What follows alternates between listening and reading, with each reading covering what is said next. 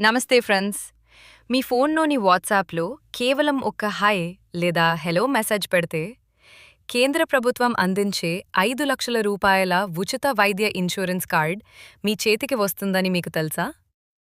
ఎక్కడా లైన్లలో నిలబడకుండా, ఆఫీసుల చుట్టూ తిరగకుండా, మీ ఇంట్లోనే ఉండి మీ మొబైల్ ద్వారా ఆయుష్మాన్ భారత్ హెల్త్ కార్డ్ను ఎలా డౌన్లోడ్ చేసుకోవాలో ఈ వీడియోలో పూర్తి వివరంగా తెలుసుకుందాం.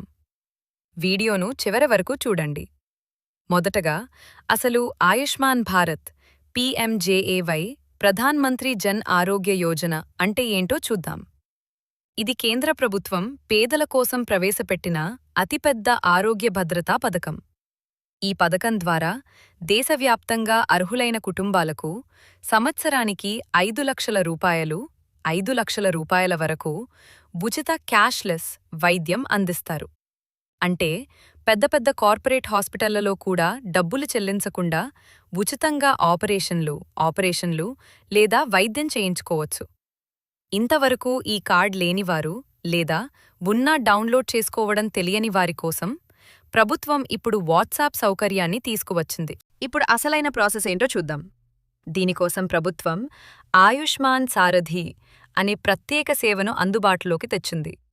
స్క్రీన్ మీద కనిపిస్తున్న నెంబర్ను జాగ్రత్తగా నోట్ చేసుకోండి. +9 1 7 2 9 0 8 2 3 8 3 8. ఈ మొబైల్ నెంబర్ను మీ ఫోన్లో ఆయుష్మాన్ సారథి పేరుతో సేవ్ చేసుకోండి. ఆ తర్వాత మీ వాట్సాప్ ఓపెన్ చేసి ఈ నంబర్కు చాట్ విండోలో హాయ్ లేదా హెలో అని టైప్ చేసి మెసేజ్ పంపండి.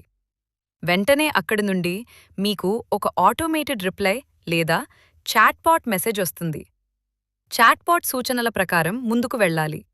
అక్కడ మీకు వచ్చే ఆప్షన్లలో మై ఆయుష్మాన్ కార్డ్ అనే ఆప్షన్ను ఎంచుకోవాలి.